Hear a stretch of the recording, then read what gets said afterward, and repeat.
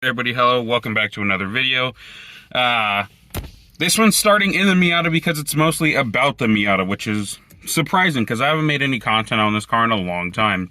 But today I'm getting the car towed over to Chris's shop. We're gonna go pick up a motor and start swapping it in. This is a short nose 1.6 that I'm getting for 800 bucks. Healthy compression numbers, healthy leak down. They did say it has some pretty bad lifter tick, but if you know Miatas, you know that's not a problem. I'll just do a couple good oil changes with some flush in there to try to clean them out. If not, I know how to take apart the lifters and clean them out, rebuild them so that they don't tick anymore, or I can get new ones. Either way, it doesn't matter, but the Miata should be running, not today, but tomorrow, I'm hoping. Also, some other news, the Mercedes is down right now. It hydroplaned in the rain and I got into a car accident. I didn't contact any other cars, but the driver's side rear tire ate a curb pretty hard and broke the subframe and all the arms and everything. So I'm going to look into parts pricing and try to get that on myself. Luckily, they're pretty common parts, so I can get most of them at like a pick and pull yard. And then later on, replace them with some new OEM like control arms and all that. That way, everything's fresh. And then also, I haven't made any videos on the Dart because it's just been small, meaningless tasks. But the car started, ran and drove. It doesn't anymore. I'm fixing an oil leak, which required me to take the oil drain line off. And so that doesn't currently work at the moment. Or like I could start it, but I'd leak oil everywhere. But it's like that close. Just yesterday, I ordered some parts. So a helicoil and a drill. A helicoil set and like a 90 angle drill bit adapter. That way I can drill out. It's actually a manifold stud, which goes into the oil jacket. I'll show you in my next video I record about the Dart. I'll show you what I had to do. But after that's done, everything's completed on that car. After that, it won't leak a single fluid. It starts up and idles. I got everything hooked up. It's not going to be the most drivable vehicle because I do have to get it retuned since it is on a big turbo setup. I no longer have the small factory turbo. I have the small aftermarket turbo. I haven't been recording too much, but we got the motor picked up. We got a very large start to the day. I woke up really late. I woke up at 9 a.m. when I should have been up at like 7. And then getting the tow truck and everything took forever, so probably not going to record too much more after this, but we're going to get back to the shop, grab some lunch. So we're going to get back to the shop, eat, start yanking the motor out, so I'll record little snippets here and there. But tomorrow I'll be back at Chris's shop, probably early in the morning, to start wrenching, so I'll record more tomorrow. That's when we'll be putting this motor in. But this motor looks really good. It's really clean, honestly. And even things that normally are bad, like the fuel line hoses, everything looks really nice on this engine. So it looks like it's a pretty low mile, very well taken care of motor. Okay, we got the car on the lift, loaded up. We got the motor sitting on the floor over here. We almost dropped that off the back of the truck. Those are heavy. I had mine pretty good. Listen, I had like 60% of the motor. You had 40. You were supposed to be the big old strong burly dude. I was holding half of it with 2 fingers. Listen, the way I was holding it was 2 fingers in the exhaust port because there's nothing to grab onto. Finger strength up, alright? I held it. It didn't actually fall. Listen, there's a reason my girl loves me, okay? That's all I'm saying. Anyways, we got it in here. Honestly, most of this stuff is not even that connected, and there's not much to disconnect anyways. It is a 1990 Miata. There's not much to it. So we're going to eat first, but we're going to take off things like the intake. Manifold has to come out. Those 2 water lines, couple water lines here. The power steering pump is just sitting on the subframe, so there's nothing else connected. So it's damn near ready to come out as is. There's not much to do. But what we're going to have to do is lift the car up, take the transmission off separately, and then, which also isn't hard, and then take the motor out and put it on a cart that did you build it? Just make it out of wood? No, I built it, yeah. Okay, so he built a little cart. It's just not long enough with the Miata's engine and transmission. It can't sit like that. It was made for like a D series to sit on, so a lot shorter. But either way, me and him have a lot of experience with Miata, so it'll be reasonably quick. All right, so me and Chris have been working pretty quickly. We got exhaust disconnected, all the electrical disconnected. I think everything engine bay wise is off. Oh, we got to take the fuel lines off. Got you. So we got to take the fuel lines off. That's the last things. We're going to drop the transmission separately. We were going to try to put it on like this cart, but it's safer to take it off. So right now Chris is removing the shifter And then we already got the PPF bolts in the front undone, so we got to take the drive shaft off, drop the trans, and then, yeah, what was it? Start taking off the subframe stuff to put the subframe on the box and slide it out. Yeah, once the train's out of the way, we just got the subframe bolts and the whole thing just hanging down. Yeah, so how long do you think we've been working? 20, 30 minutes?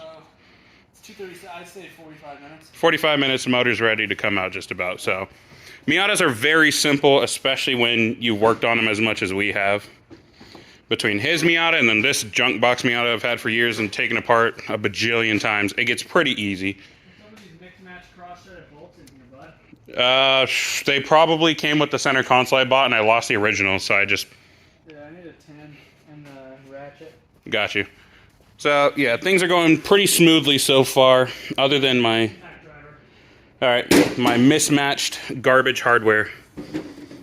Alright, so it's day 2. I haven't made a clip yet, but I didn't want to make one until we got the old motor out, which is sitting behind me. And then we got the new motor with all the hoses on it and everything. We took out the power steering. We were trying to take off the hose that goes right here. That way we can keep the hose in the engine bay, because this was the one that was good, but it was stripped on there, wouldn't come off. So we just chopped it, took it out. I'll just get a whole new reservoir and everything. So we're about to hook up this motor on the ratchet straps and put it in this dirty ass engine bay. I am gonna prime it first. Oh wait, the brakes are okay. Oh. What the hell was that? You just stick something. Oh, that's the power steering. So as you saw, we tried to prime it with oil, and the power steering hose isn't connected, so it shot the little cap off that came on the motor when I bought it. Shot it to Lord knows where and started squirting power steering fluid, or just ATF. So they're disconnecting that while I sit here and kick back in my comfortable Miata seat. And then we're going to go for attempt number 2. It won't start. We're just priming it up with some oil. So once it is connected, once the cam angle sensor is connected and it starts, like, I'll actually record that startup.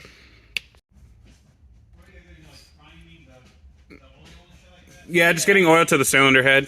Yeah, that way you don't dry something. Ready? Yeah, boy. Yeah, I noticed that.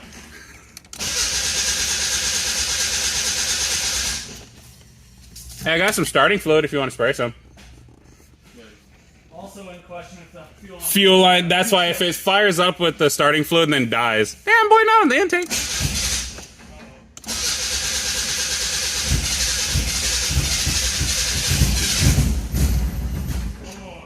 So I'm sure the fuel lines are on backwards. All right, take number 3. We don't have much clutch pressure, by the way. Let's swap the lines. Let's see what happens.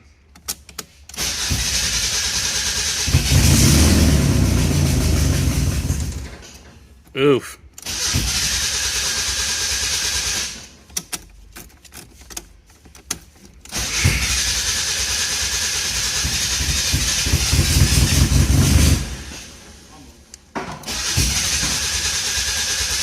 Might actually be too low on gas to run.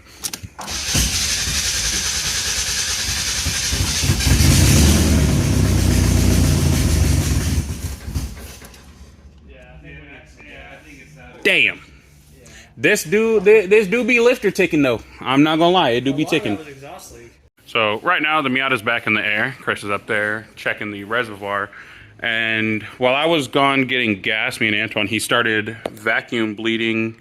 Gravity bleeding. Or gravity bleeding, yes. Gravity bleeding. I don't think I can have a light to shine in there so you can't see it, but there's tons of air coming out because I pretty much had no clutch. When I first started cranking it, it was in gear and the rear was spinning even though my foot was flat on the clutch. So gravity bleeding, getting all the air out.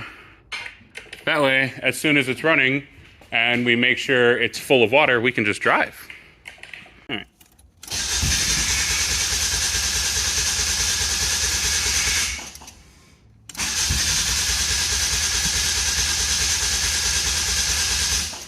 Keeps trying right at the beginning.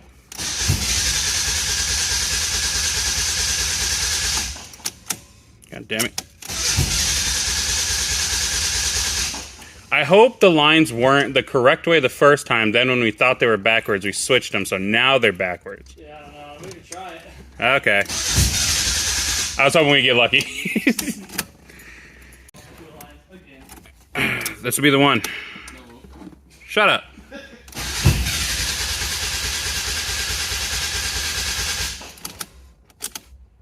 Do we plug the coil or the cam angle sensor back in? Yeah. Okay, I just wanted to make sure. You know, I just want to check something. Did he even put spark plugs in here? It would have gone like thwink and knocked the spark boots, whatever. Yeah, this is all hooked up. That should be a good enough ground for those guys. So yeah, I think we should be good. All right.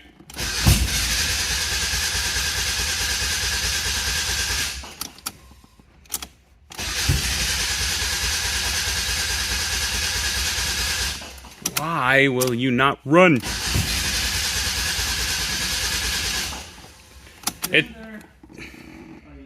It can't be one of my videos without something unexpected going horrendously wrong. And so we got the car to kind of cough on some starting fluid. But now I notice the fuel sending unit is out, and that's because the fuel pump is no bueno. It's completely dead. We got no fuel pressure. Even when removing the lines down at the fuel hat, it was just nothing. It dribbled out just the last little bit that was probably just in the return line. And so we got, I don't really want to touch it, I just washed my hands.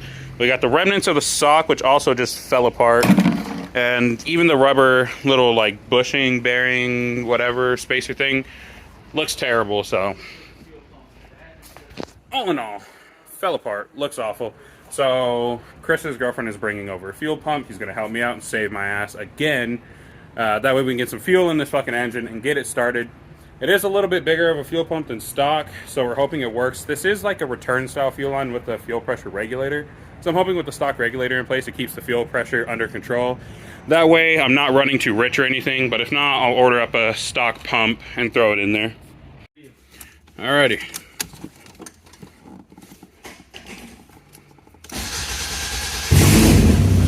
Thank the fucking sweet Lord Jesus. And other than the O2 not being in the exhaust, I don't think there's an exhaust leak at the manifold anymore. Actually, I can't tell if that's from the O2 not being there. Is the O2 open on the header? Yeah, it's just a hole. Oh, well, that's like, I don't think anyone screwed the sensor in. Oh, no. Well, we can put the car up and do that before we kill it, but... Yeah, I mean... Yeah. I'd let it idle just for a minute, and then we can double check the oil level, too. Oh, yeah. I'm gonna put this cover back on since I know everything's good. Heck yeah. I can hear the fuel pump just buzzing. Yeah. I fired up so quick, too. As soon as it got just the slightest bit of fuel, it just fired right up, and now it's just, it's fine. Heck yeah. Thank God. Thank you. Okay, so it has been hours since you've heard from me. As you can tell, it's dark outside. But after the initial startup, we warmed it up, put some water in it, made sure we burped it all out.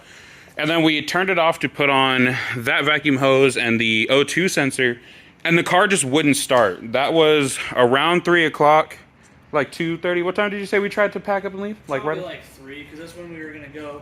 No, like 2:30, yeah, because we were going to go get lunch. Yeah, so right around 2:30. It's now, what time is it right now? Oh, fucking getting close to 7? Yeah, no, it's 6:55. So it's 6:55. We spent 4 hours, and by we, it was mostly Chris and another friend of ours, Doge, trying to figure it out. I kind of helped in any way I could, but I was mostly in the way. This is a very small car, and a lot of it was probing for power under the dashboard, and we couldn't figure it out. And it turns out the whole time it was this relay being bad, but the problem is it still clicks. If I keyed on right now and plugged this in, it would click like it's working, but something internally was just not sending power across to where the 12 volt needed to go. So we were chasing problems, and the thing that also made it less obvious to just check this is because this was clicking, and there's so much janky wiring done underneath this dashboard. Just somebody had 12 volt. They couldn't get 12 volts going to like 3 of the fuses, so they just pulled 12 volt, they stuck a wire in, and then stuck that into another relay, then stuck a wire into that into another relay to like daisy chain the 12 volt down. That way you get like turn signals, hazards, brake lights. Just plug this in again and see if the hazards work. Oh yeah, they ruined a lot of wiring in this car. Probably because that main relay went bad, or something went bad, and instead of really fixing it, they just kind of hacked around it. I don't know. It was a mess, but his friend who stopped by at like the last second and helped us figure this out, which was just jump across both sides where the relay plugs into, just left to go get another one. He said he has 2 of them actually. I can just have him. He's freaking amazing. I've been helped out so much today and yesterday, honestly. But once he gets those, we're going to plug them in, and then hopefully I can drive home. Okay, so still no. No turn signal? No. So we'll have to go... Are there fuses where they had like the daisy chain thing going? Yeah, the fuses are all good too. Okay, so we'll have to look into that still. But I feel like that one's a lot easier to figure out now that we got the main thing figured out. I don't know. Wiring confuses me and Chris. We don't really get it. So when I do a lot of the rewiring on this car, it should be... Oh yeah, because turn signals won't turn on unless key is on.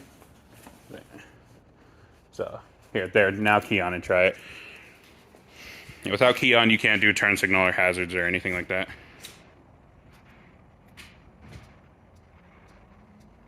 No, I can hear it blinking fast, but it's not blinking up here at all. Okay, so that's still problematic, but... Okay, yeah, we'll have to look at that. But like I said, I think that'll be easier to figure out. And we knew it would start immediately because the check engine light came on. Yeah. Just so. Like I said, wiring confuses us, but we're going to figure this out real quick. You at least have headlights. Yeah, I got headlights. You can at least get home for the night. Yeah. If I got to jerry-rig it and like daisy chain that again, at least for the time being until I go through and redo it all, I am fine with that. Just because I would like to have brake lights. I don't think I have brake lights without that working. Oh, true. So if I stop, nobody would know. Well, I mean, yeah, I don't know if there's power to those things now or not.